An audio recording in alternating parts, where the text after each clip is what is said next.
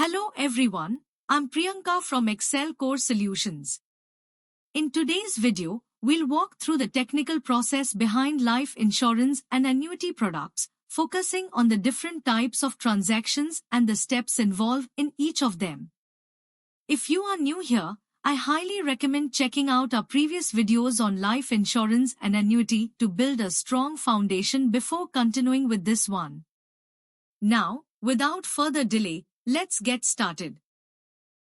Policy life cycle is explained here in a simple and structured manner. At the beginning, lead generation is carried out where interest is shown by a potential customer through an agent or a digital platform. Then the proposal and application stage is completed where personal details, income information and required documents are submitted by the customer. After that, underwriting is performed by the insurance company where the risk profile is evaluated and a decision is taken to accept, reject, or modify the policy terms. Once approval is given, premium payment is made and the process for policy issuance is initiated. In the policy issuance stage, the policy document is generated and coverage is officially started. Following this, a free look period is provided during which the policy can be reviewed and can be cancelled if required. After that, the policy is kept in force where it remains active, premiums are paid regularly and service requests can be made. If a premium is not paid, a grace period is provided so that the payment can still be made without loss of coverage. If payment is still not completed, the policy is either lapsed or converted into paid-up status with reduced benefits. However, revival can be done within a specific time period by paying pending premiums and fulfilling required conditions. At the end of the term, maturity or vesting is reached where benefits are paid or converted into regular income in case of annuity. Finally, a claim is raised, processed, and settled, and the policy is closed. This completes the policy life cycle. New business and post-issue stages are explained here as to important parts of the policy life cycle. New business refers to the phase where a policy is created and issued for the first time. In this stage, all activities are focused on acquiring a new customer and starting the policy. Initially, lead generation is carried out where potential customers are identified. Then the proposal and application process is completed where customer details and required documents are submitted. After that, underwriting is performed where the risk profile of the customer is evaluated and a decision is taken. Once approval is given, the first premium payment is made by the customer. Finally, policy issuance is completed and the policy is activated. This completes the new business stage where the policy comes into existence. Now the post-issue or policy maintenance stage is explained. Post-issue refers to all activities that are performed after the policy has been issued. In this stage, the policy is managed, serviced, and completed. First, a free look period is provided where the policy can be reviewed and cancelled if required. Then the policy is kept in force where it remains active and premiums are paid regularly. If a premium is missed, a grace period is provided for making the payment. If payment is not made, the policy is either lapsed or converted into paid-up status. However, the policy can be revived by paying pending dues and fulfilling conditions. At the end of the term, maturity or vesting is reached where benefits are paid or converted into regular income. In some cases, surrender or withdrawal is allowed before maturity. When a claim arises, it is processed and payouts are made to the beneficiary. Finally, the policy is closed after all obligations are completed. This explains the complete difference between new business and post-issue stages. Let's discuss on the important forms used during the new business process in life insurance. These forms play a crucial role in collecting customer information, ensuring compliance, and enabling smooth policy issuance. First, the basic application form is the most important document. It captures core details such as proposer and insured information, contact details, nominee details, and policy requirements like sum assured and term. This forms the base for underwriting. Next is the additional nominee form. If the customer wants to add more than one nominee or update nominee details beyond the basic form, this form is used to capture those additional beneficiary details clearly. The rider's form is used when customers opt for extra benefits such as accidental death or critical illness coverage. It records the selected riders along with consent and additional premium details. Then we have state-specific forms, which are required to comply with regional or jurisdiction-based regulations. These forms ensure all necessary legal disclosures are completed as per applicable rules. The declaration form is a critical part of the process. It includes health, financial, and personal declarations where the customer confirms that all provided information is true and complete. This is vital for underwriting and future claim processing. In cases where the policy is sold through a registered investment advisor, the RIA agent form is required. It captures advisor details and ensures compliance with advisory regulations. The billing and payment form captures premium-related details such as payment mode, bank account information, and auto-debit instructions, ensuring smooth premium collection and policy activation. Finally, the investment-related form is specifically used for variable and index products. It captures fund selection, allocation preferences, and the customer's risk profile, which are essential for managing investment-linked policies. Registered Investment Advisor, commonly known as an RIA. An RIA is a qualified financial professional who provides investment advice to clients for a fee. In India, RIAs are regulated and registered with the Securities and Exchange Board of India, ensuring that they follow strict guidelines and ethical standards. One of the most important aspects of an RIA is that they operate under a fiduciary responsibility, which means they are legally obligated to act in the best interest of their clients. Unlike commission-based agents, RIAs provide unbiased advice, focusing purely on the client's financial goals and needs. The key responsibilities of an RIA include understanding the client's financial situation, assessing their risk appetite, and recommending suitable investment options. These recommendations can include insurance products, mutual funds, or other financial instruments, always aligned with the client's long-term objectives. Another important feature of RIAs is their fee-based model. They charge clients directly for their advisory services, which helps eliminate conflicts of interest. This ensures transparency and builds trust between the advisor and the client. In the context of insurance new business, RIAs play a crucial role before policy issuance. They guide customers in selecting the right product based on their needs and financial planning goals. When a policy is sold through an RIA, it requires proper documentation, including the RIA agent form, to ensure regulatory compliance. The importance of RIAs lies in promoting ethical selling practices, enhancing customer confidence, and supporting better financial decision-making. They help clients make informed choices rather than product-driven decisions. In conclusion, a registered investment advisor acts as a trusted financial partner, ensuring that every recommendation is aligned with the client's best interest and long-term financial well-being. The 1035 exchange allows a policyholder to transfer funds from an existing life insurance policy or annuity into a new policy without triggering immediate tax liability. In simple terms, it enables customers to upgrade or modify their insurance coverage while preserving the tax-deferred status of their accumulated value. There are two types of exchanges, internal and external. Internal exchange happens when the old policy is within the same insurance company, making the process faster and simpler. External exchange occurs when the old policy is with another insurer, requiring coordination between both companies and additional documentation. From a new business perspective, the process starts when the customer selects the 1035 exchange option in the application form.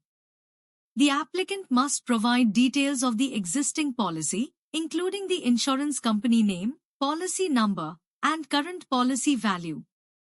A signed authorization form is required, allowing the new insurer to request funds from the existing insurer. Once submitted, the case goes through underwriting. Upon approval, funds are transferred, internally within the same company or externally from another insurer. After receiving the funds, the new policy is issued and the amount is allocated accordingly.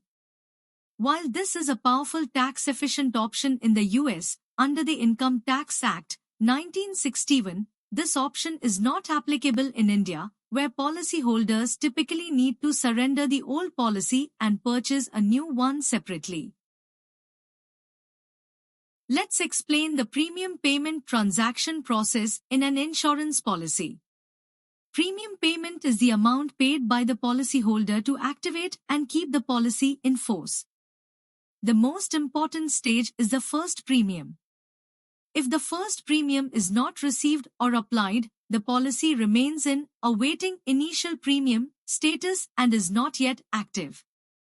To apply a premium, certain key information is required, such as the policy number, policyholder details, premium amount, payment mode, transaction or reference number, payment date, and relevant bank details if applicable. The process begins by verifying the policy details, followed by selecting the payment mode and entering the payment information. Once the details are validated, the payment is applied to the policy and a receipt is generated for confirmation. After successful application of the premium, the policy status changes from awaiting initial premium to in force, meaning the policy is now active and coverage has started. In conclusion, accurate premium processing is essential to activate the policy and ensure continuous coverage for the policyholder. Let's see the difference between transaction effective date and submission date in insurance transactions. The submission date is the date on which a request or transaction is submitted into the system. This could be a premium payment, policy change, or any service request. It simply marks when the transaction was initiated. The transaction effective date, however, is the date on which that transaction actually takes effect on the policy.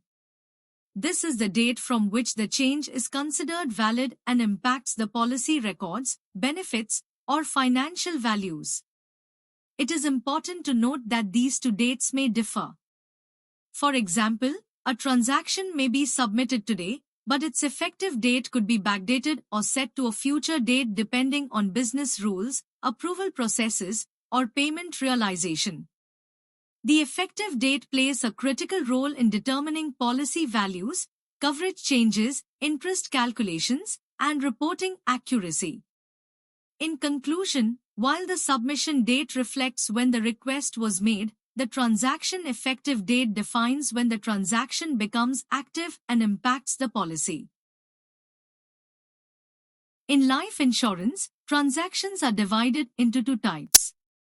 Financial transactions involve the movement of money into or out of the policy. Non-financial transactions do not involve money but are important for updating and maintaining the policy. First, financial transactions. These impact the policy's value and benefits. Premium apply is the payment to keep the policy active. Loan processing allows borrowing against the policy, and loan repayment is paying it back. Benefit claim includes maturity or death payouts. Withdrawal from cash value allows partial fund access. Surrender or cancellation closes the policy with payout. Reactivation of a lapsed policy requires payment to restore it. Cost of insurance deduction, annual maintenance charge, and other fees are regular deductions. In short, any money movement is a financial transaction. Now, non-financial transactions. These are updates without money involvement. Role change and owner addition modify ownership. Insured information change updates details. Notice generation handles communications. Non-financial transactions are of two types, complex and non-complex. Complex transactions include critical updates like date of birth, age correction, tax information, and change of sex of insured, owner, or pair. These require validation and may impact risk or compliance. Non-complex transactions include simple updates like name change, address change, and contact details. These are easier and faster to process. Other non-financial transactions include nominee update, collateral assignee addition, anniversary transactions, statement generation, and contract data page generation. To conclude, financial transactions manage money, while non-financial transactions manage policy data. Both are essential for understanding the difference between the insured, owner, and pair roles is very important because each has a distinct responsibility in the policy life cycle. First, the insured, also known as the life assured. This is the person whose life is covered under the policy. Any claim, whether it is death, critical illness, or chronic illness, is triggered based on the condition or event related to the insured. The insured is essentially the risk bearer, but does not necessarily have control over the policy. Next, the owner, also called the policyholder. The owner is the person who owns and controls the policy. This role comes with full rights, such as making changes, assigning beneficiaries, surrendering the policy, or approving claims. In most cases, the owner also receives the policy benefits or decides who will receive them. So, the owner is the decision maker in the policy. Finally, the pair, or the premium pair. This is the person responsible for paying the policy premiums. The pair ensures that the policy remains active by making timely payments. However, the pair typically does not have ownership rights or claim authority unless they are also the owner. It is important to note that these three roles can be held by the same person or by different individuals. For example, in a self-owned policy, one person can be the insured, owner, and pair. In other cases, such as a child policy, the child may be the insured, while a parent acts as both the owner and the pair. To summarize, the insured is the risk, the owner is the controller, and the pair is the financer of the policy. The process of reactivating a lapsed insurance policy. First, it is important to understand the terminology. In the United States, this process is known as reinstatement, whereas in India, it is called revival. Although the terms differ, the objective is the same, to bring a lapsed policy back into active status. A policy becomes lapsed when premiums are not paid within the grace period. However, insurers provide a specific time window during which the policy can be reactivated. This time period depends on the product type and policy terms. The first step in the reactivation process is generating a quotation. This quotation is based on the date on which the policyholder intends to reactivate the policy. It helps determine the exact reinstatement amount required. This amount includes all unpaid premiums along with applicable penalty or interest charges. Once the quotation is finalized, the reactivation process requires key inputs such as the effective date, the calculated reinstatement amount, and selecting the correct transaction type. It is important to note that this transaction is different from a regular premium payment and must be processed accordingly in the system. After successful processing and payment, the policy is reactivated. Post-reactivation, the policy is treated similarly to a newly issued policy. This means it must comply with all standard processes such as validations, servicing rules, and applicable conditions. In conclusion, Reactivating a lapsed policy is a structured process that involves eligibility checks, accurate financial calculation, and proper transaction handling to restore policy benefits. Let's talk about the different death benefit options available in insurance products and how they can be managed. Death benefit options define the amount that will be paid to the beneficiary in the event of the policyholder's death. These options allow customers to choose coverage based on their financial goals and risk appetite. There are three main types of death benefit options. The first is the level death benefit. In this option, the death benefit remains fixed throughout the policy term. It provides stability and predictability, making it suitable for customers who prefer a guaranteed payout. The second is the variable death benefit. Here, the death benefit is linked to the performance of underlying investments. As a result, the benefit amount may increase or decrease over time. This option is suitable for customers who are willing to take some risk for potentially higher returns. The third option is return of premium. Under this option, the death benefit includes not only the sum assured but also the total premiums paid by the policyholder. This provides an added layer of financial security to the beneficiaries. Now, from an operational perspective, if there is a need to change the death benefit option, certain conditions must be met. The policy must be in an active state. Additionally, it should not be in a restricted or suspended status. It is also important to ensure that the desired level of death benefit is clearly selected and aligned with the product rules. In conclusion, death benefit options offer flexibility to customers, but proper validation and policy status checks are essential when making any changes. Let's talk about three important concepts used in index-linked insurance products: floor rate, cap rate, and buffer rate. These features help balance risk and return for policyholders. Floor rate. The floor rate is the minimum guaranteed return that a policyholder can receive, regardless of market performance. In most cases, this is set at 0%, which means even if the index performs negatively, the investor will not lose their principal due to market decline. This provides a safety net and makes the product attractive for risk-averse investors. Next is the cap rate. The cap rate defines the maximum return that a policyholder can earn over a specific period. For example, if the cap rate is 10% and the index grows by 15%, the investor will still receive only 10%.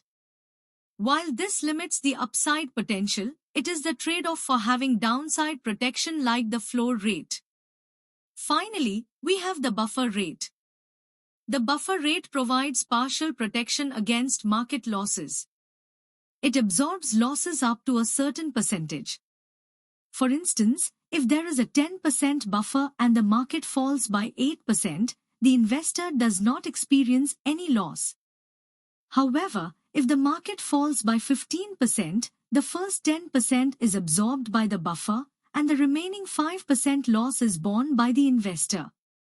In conclusion, these three features, floor rate, cap rate, and buffer rate, work together to create a balanced investment approach. The floor rate protects against losses, the cap rate limits gains, and the buffer rate provides partial downside protection, helping investors manage risk more effectively. Let's explain the concept of fund rebalancing and how it is performed in insurance systems, along with a simple example. Fund rebalancing is the process of adjusting the allocation between different funds to maintain a desired investment mix or risk level. Over time, due to market movements, the allocation of funds may shift away from the original plan. Rebalancing helps bring it back to the intended distribution. Now, let's understand the process of creating a rebalancing transaction. First, the policy must be active and should belong to an index or variable product, as rebalancing is applicable only for investment-linked policies. Additionally, the product itself must support the rebalancing feature. Next, the transaction effective date must be defined.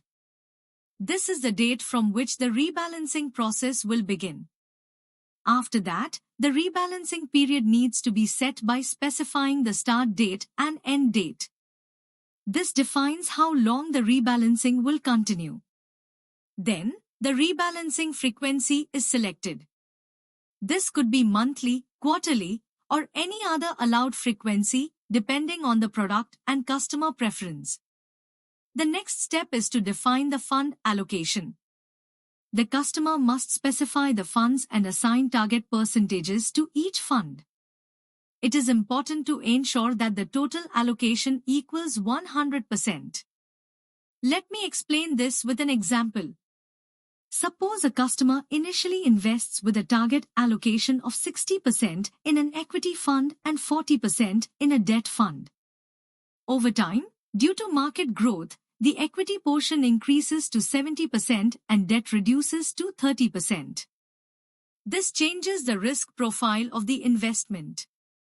With rebalancing, the system will automatically adjust the allocation back to 60% equity and 40 BT by transferring funds accordingly. This ensures that the original investment strategy is maintained. In conclusion, fund rebalancing is a powerful tool that helps investors maintain their desired asset allocation and manage risk effectively over time. Cost averaging, also known as systematic transfer, is an investment strategy where a fixed amount is moved or invested at regular intervals. This helps in reducing the impact of market volatility by buying more units when prices are low and fewer units when prices are high, thereby averaging the overall cost of investment. Now, let us understand how cost averaging is performed in life insurance software. First, the policy must be active and should belong to an index or variable product, as this feature is applicable only to investment-linked policies. Next, the transaction effective date needs to be defined. This is the date from which the cost averaging process will begin. After that, the transfer period must be set by providing the start date and end date. This defines the duration over which the transfers will take place. Then, the transfer frequency is selected. This can be monthly, quarterly, semi-annually, or annually, depending on the customer's preference. Along with the frequency, the transfer day must also be specified. This ensures that the transfer is executed on a particular day within each cycle. The next step is to define the funds. The source or from fund must be selected along with the amount or percentage to be transferred. Similarly, the destination or to fund must be defined, and it is important to ensure that the total allocation for the to fund equals 100%. Finally, the transfer mode is selected. The transfer can be configured from one fund to multiple funds or from multiple funds to a single fund, depending on the investment strategy. Overall, cost averaging is a systematic and disciplined approach to investment that helps manage market risk, and when properly configured in the insurance system, it ensures consistent and efficient fund allocation. In case of the death of the insured or annuitant, the first step is to record the information and mark the policy status as death pending. This indicates that the death has been reported but is yet to be verified and approved. To initiate the death pending stage, certain conditions must be met. The policy must be active and free from any restrictions or suspension. The transaction effective date must be provided, which represents the date on which the transaction is processed in the system.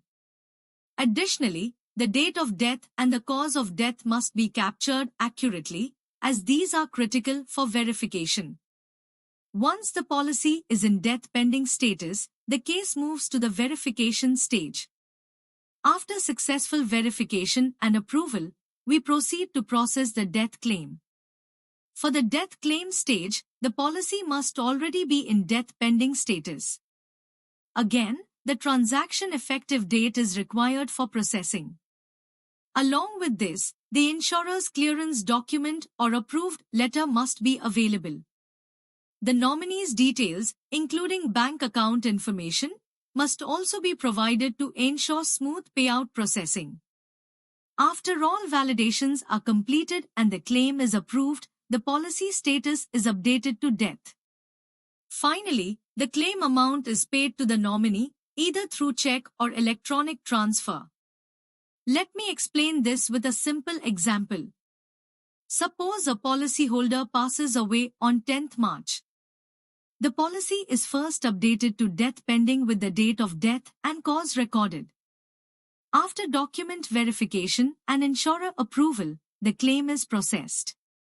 Once approved, the policy status changes to death, and the claim amount is transferred to the nominee's bank account. Fund transfers are categorized into three types: internal transfer, systematic transfer, and specific or manual transfer initiated at the request of the insured. First, internal transfer refers to the automatic movement of funds from the money market fund to the selected investment allocation after the free look period. This ensures that the initial premium is properly allocated as per the customer's chosen investment strategy. Next, systematic transfer involves automated fund movement at regular intervals. Examples include cost averaging or sweep maturity, where funds are periodically shifted to manage market volatility or optimize returns over time. Finally, specific or manual transfer is initiated based on the insured's request. In this case, the policyholder chooses to transfer funds from one fund to another desired fund based on their investment preference. Now, let's understand how these transfers are performed in insurance software. First, the policy must be active, unrestricted, and not suspended, and it should belong to an index or variable product. This ensures eligibility for fund transfer transactions. Next, the transaction effective date must be specified. This determines when the transaction will take effect in the system. After that, fund values must be entered for both the source or from fund and the target or desired fund. These values can be provided either in percentage or amount mode. If percentage mode is selected, it is important to ensure that the total allocation for the desired funds equals 100%, maintaining proper fund distribution. Lastly, the desired funds must belong only to valid fund types such as index, variable, or fixed funds, ensuring compliance with product rules. In conclusion, fund transfers provide flexibility to policyholders in managing their investments, and proper configuration in the system ensures accurate and efficient execution of these transactions. The Benefit Access Rider, BAR, allows early access to a portion of the policy's death benefit under specific conditions like serious illness, payable as a lump sum or periodic payouts. The Critical Illness Rider, CIR, provides a lump sum benefit upon diagnosis of specified major illnesses such as cancer, heart attack, or stroke. The Chronic Illness Rider supports long-term care needs by providing benefits when the insured is unable to perform daily activities due to a prolonged illness. Now, coming to the claim process. First is eligibility. The policy must be active, unrestricted, and unsuspended, with at least one of these riders attached. Next is the effective date, which defines when the claim becomes applicable. Then we capture the claim start and end dates, which determine the duration of the benefit.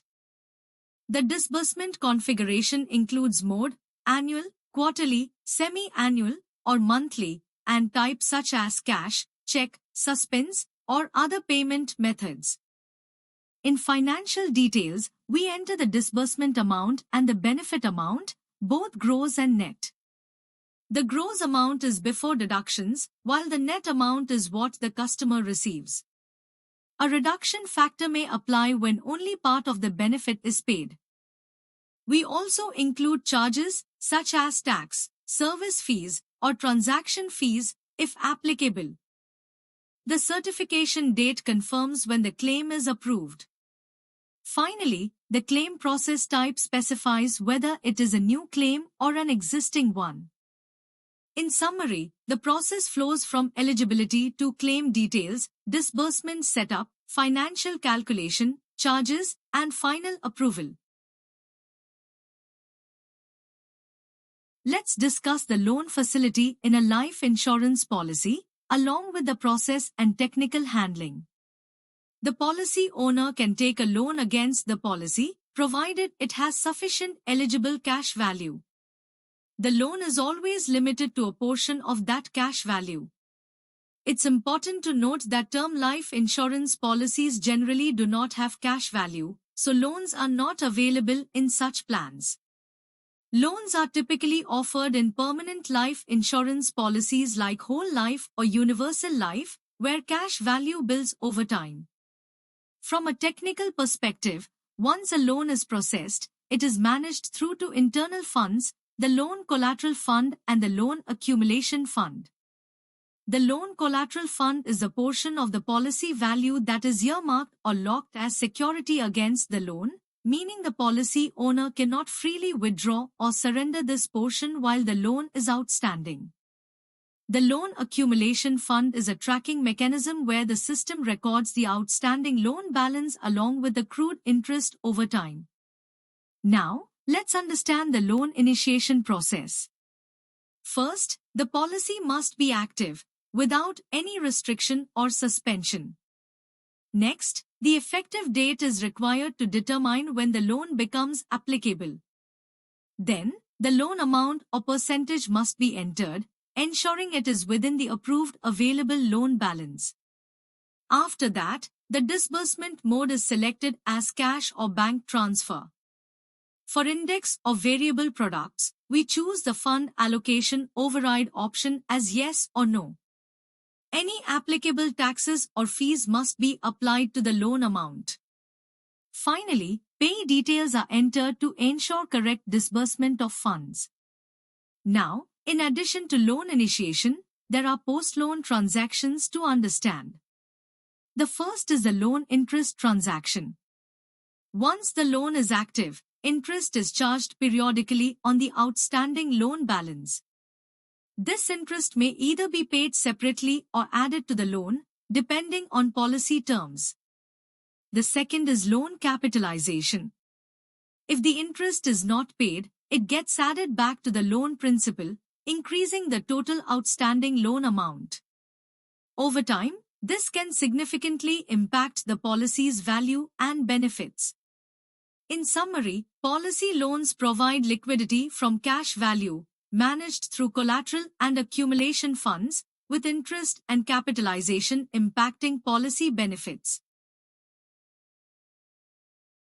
Now talk about the loan repayment process in a life insurance policy from a technical perspective.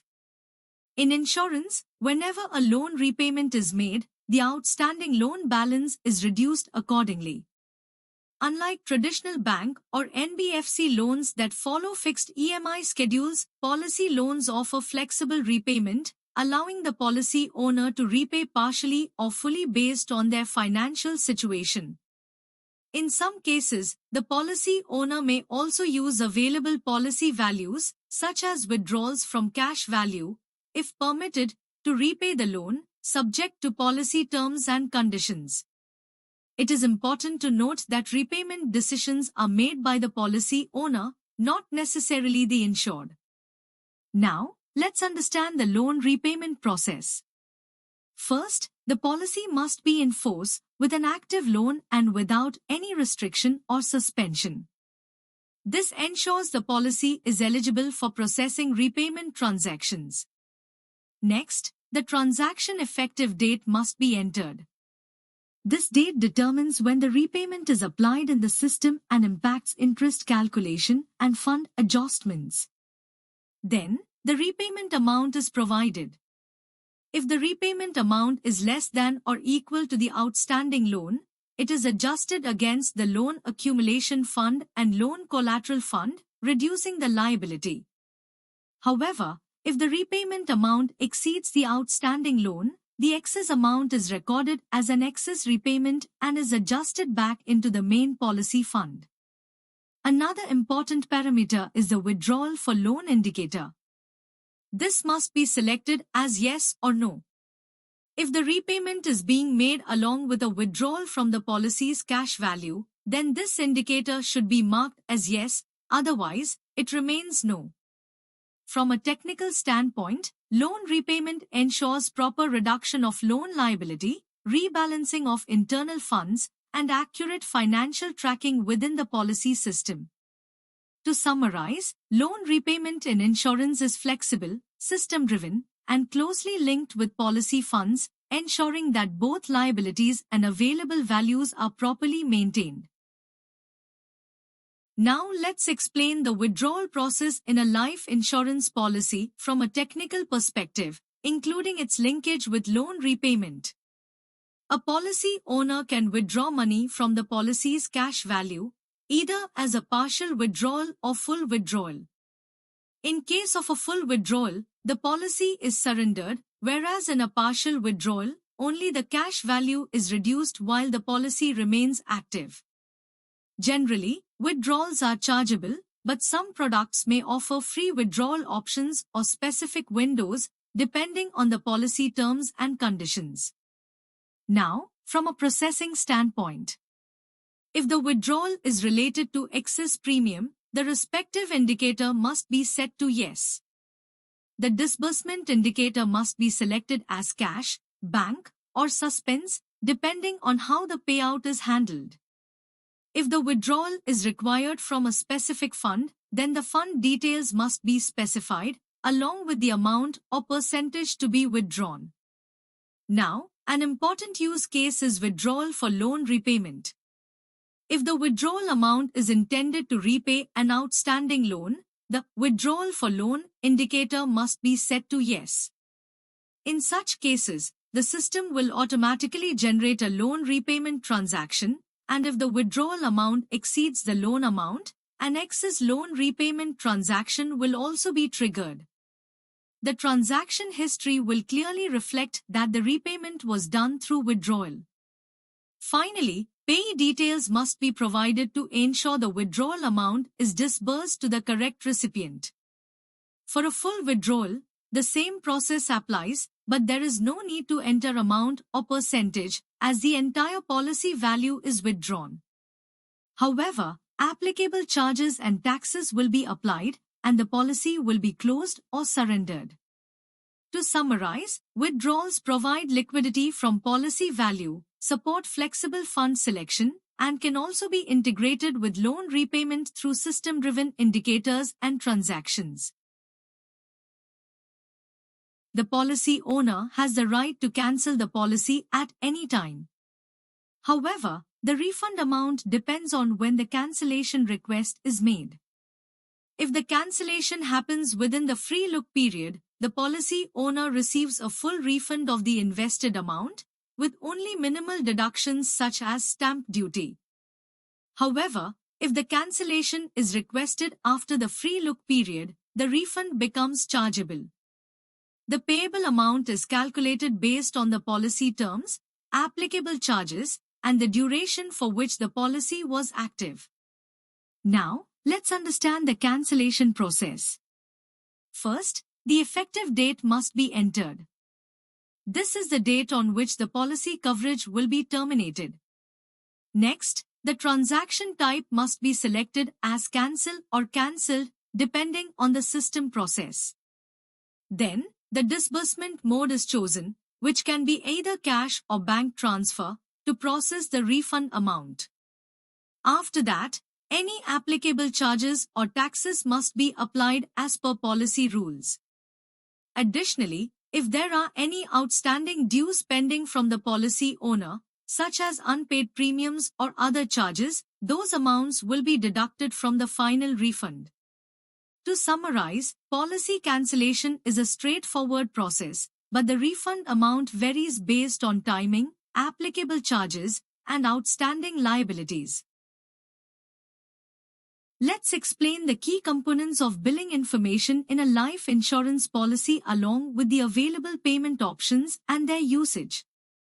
The billing information section includes important details such as billing extract date, billing due date, payment mode, payment frequency, payment details, billing amount, and billing effective date. These elements define how, when, and through which method the premium payments are made. These details can be updated based on the insured's request, as per policy rules. The billing extract date is the date on which the premium bill is generated, while the billing due date is the deadline by which the payment must be completed. If the payment is not made within this date, the policy moves into a grace period or lapse pending status. During the grace period, the policyholder still has a chance to make the payment. If not paid, the policy may lapse.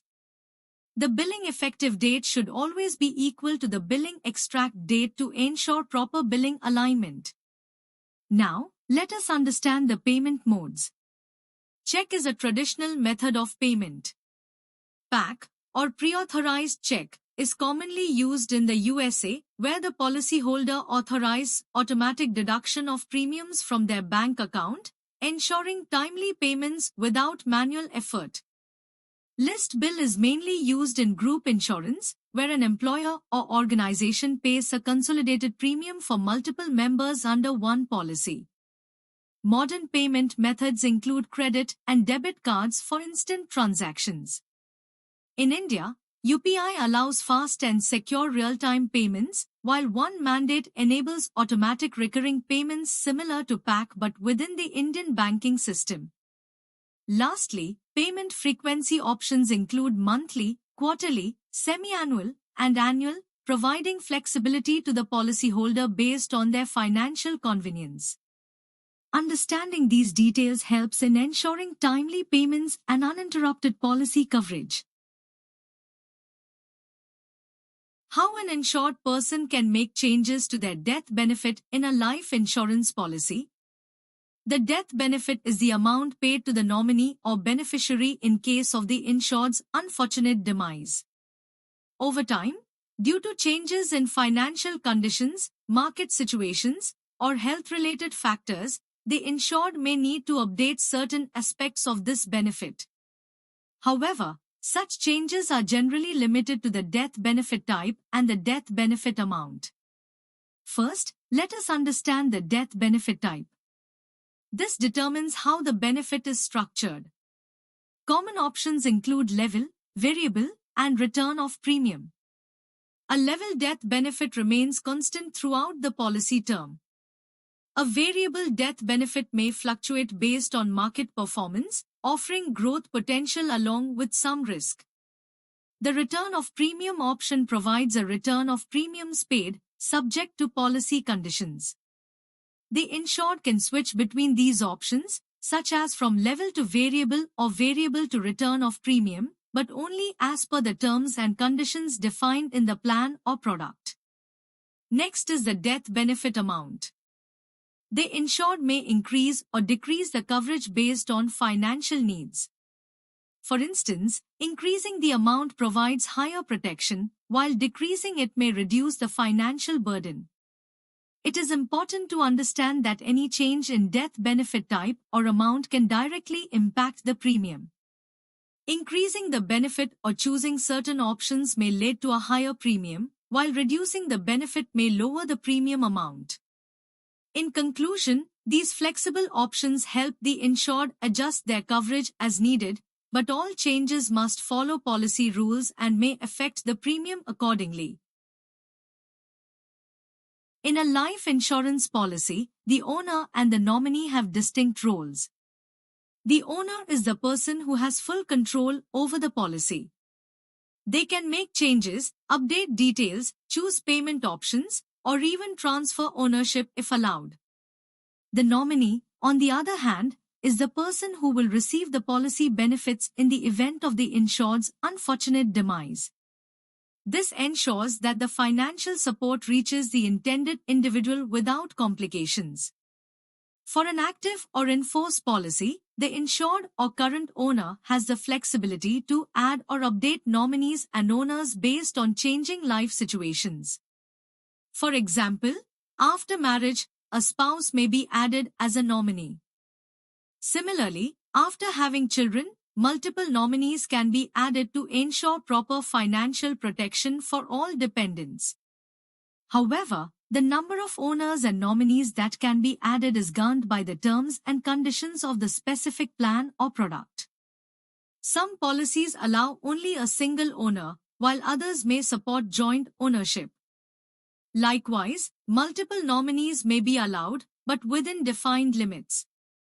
An important aspect to understand is the sharing percentage. When multiple nominees or owners are added, the system usually assigns an equal percentage share automatically. For instance, if there are 2 nominees, each may receive 50% of the benefit by default. At the same time, there is flexibility to customize this distribution. The policy owner can manually define the percentage share for each nominee or owner based on their preference. For example, one nominee may receive 70% while another receives 30%, depending on financial needs or responsibilities. Proper allocation is very important because, at the time of claim settlement, the benefit will be distributed exactly as per these defined percentages. Any incorrect or unclear allocation may lead to delays or disputes. A collateral assignee is typically a financial institution, such as a bank or lender, to whom a life insurance policy is assigned as security against a loan.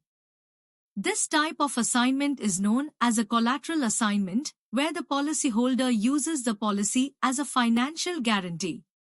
From a technical perspective, this is a conditional and limited assignment. The ownership of the policy does not transfer completely to the assignee.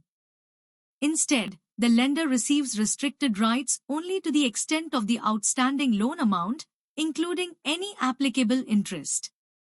When a collateral assignment is created, it is formally recorded in the policy administration system. Key details such as the assignee name, assignment type, effective date, and loan reference are captured. This ensures that the insurer recognizes the lender's financial interest in the policy. During the policy term, the original policy owner continues to hold administrative control, such as paying premiums or requesting certain changes. However, some transactions, like surrender, withdrawal, or further assignment, may require consent from the collateral assignee, since these actions could impact the lender's security. At the time of a claim, whether it is death or maturity, the settlement follows a defined priority. The insurer first pays the outstanding loan amount to the collateral assignee. Any remaining balance is then paid to the nominee or beneficiary as per the policy records. For example, if the policy benefit is 10 lakhs rupees and the outstanding loan is 3 lakhs rupees, the insurer will pay 3 lakhs rupee to the lender and the remaining 7 lakhs rupee to the nominee. Once the loan is fully repaid, the assignment can be released through a formal discharge or reassignment process. After this, the lender no longer has any rights over the policy, and full control remains with the policy owner. A premium deposit account is designed for policyholders who have a lump sum amount and want to utilize it efficiently for paying their future insurance premiums. During policy creation, the insured can choose this option to manage their premium payments in a structured way. In this setup, the lump sum amount is deposited into a separate account called the PDA fund. This fund earns a fixed rate of interest on the available balance, which helps the amount grow over time. Now, let's understand how premium payments are handled. When the policy premium becomes due, the required premium amount is automatically deducted from the PDA fund and applied to the policy. This reduces the need for manual payments. If the deposited amount is more than the immediate premium requirement, the remaining balance continues to stay in the PDA fund and keeps earning interest. However, if the initial lump sum amount is not sufficient to cover the entire premium payment period, then the PDA will support payments only for a certain duration. After that, for the remaining policy term, the insured will need to pay premiums through regular manual methods. Another important aspect is the treatment of the interest earned. The interest accumulated in the PDA fund is not lost. It is returned to the insured either at the time of policy maturity or in case of withdrawal or surrender as per the policy terms and conditions. It is important to note that this option is not available in India, but it is used in certain international insurance products. In conclusion, a premium deposit account provides convenience, automation, and interest earnings on unused funds, making it a useful feature for those who prefer to manage premium payments using a lump sum investment. Thank you for staying with us till the end of this session. We have tried to cover as much as possible about the life insurance process in a technical and structured way. Understanding these processes is not only important for professionals working in insurance systems, but also for anyone who wants to make informed financial decisions. Life insurance is not only about protection, it is a well-structured financial system with multiple components working together. Each process, whether it is policy setup, premium handling, or claims settlement, plays a critical role in ensuring accuracy, transparency, and reliability. As we've seen, even small changes in policy details like payment mode, death benefit, or ownership can have a significant impact on the overall policy. That is why it is always important to understand the technical flow behind these operations. I hope this session has helped you gain clear and practical insights into how life insurance systems actually work behind the scenes. If you found this video useful, don't forget to like, share, and subscribe to the channel for more such detailed and easy to understand content. Thank you once again for watching.